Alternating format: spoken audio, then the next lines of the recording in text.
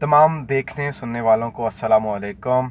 मैं इकबाल ख़ान आज एक नए प्रोग्राम के साथ हाज़िर हूँ।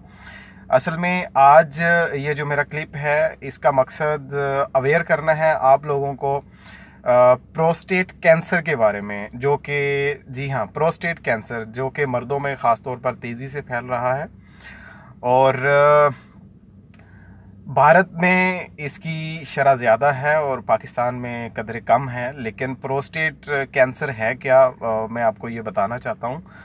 असल में प्रोस्टेट जो है ये मर्दाना तौलीदी निज़ाम का एक ऐसा वजूद है जो कि पेशाब की नालियों के गिर्द पाया जाता है और इसका साइज़ तकरीबन अखरोट जितना होता है और इसका नॉर्मल जो वज़न है ये 20 ग्राम होता है और ये उम्र के साथ साथ बढ़ता है। जब बच्चा छोटा होता है तो तब इसका साइज़ छोटा होता है और आहिस्ता आहिस्ता इसका जो हुजम है वो बढ़ता है उम्र के साथ साथ। अच्छा, तो नौजवान में इसका जो साइज़ होता है वो अखरोट की जितना होता है और ये एक ख़ास दूध नमा जो है ये मादा पैदा करता है जो कि मर्दाना तौलीदी निज़ाम में जाकर शामिल होता है। तो ये एक बहुत ही ख़ास हिस्सा है मर्दाना तौलीदी निज़ाम का। तो मैं आपको ये बताना चाहता हूँ कि ये प्रोस्टेट कैंसर, इसकी अलामत हैं क्या।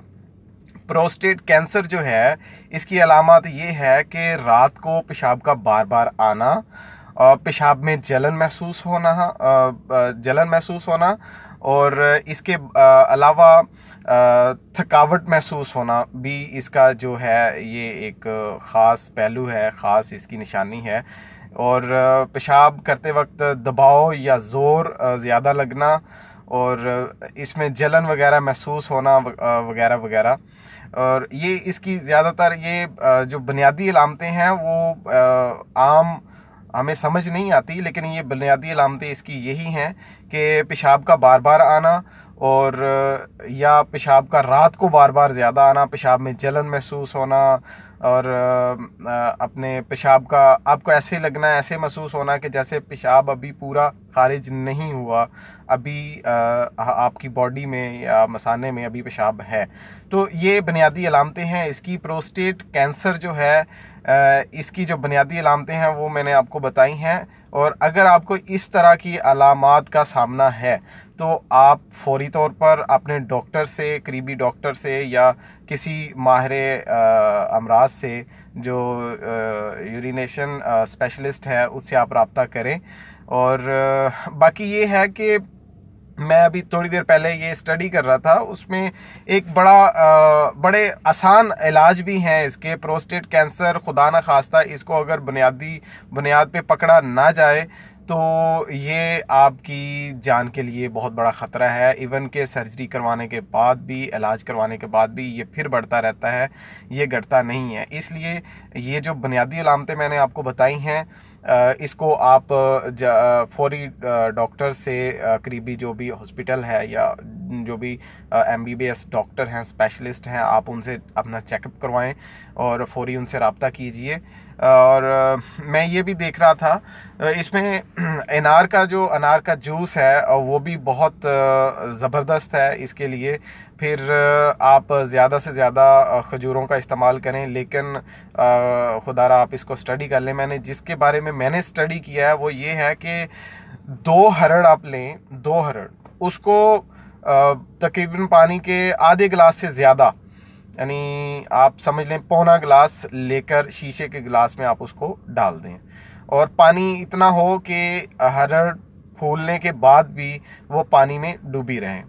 और तकरीबन 14 घंटे के बाद, यानी आप शाम को इसको डबो दें और सुबह निहार मुंह आप इसको आपने पीना है। और जो बीज है हरड़ के वो निकाल के फेंक दें और हरड़ निकाल के आप खाएं, उसको खूब चबा चबा के खाएं।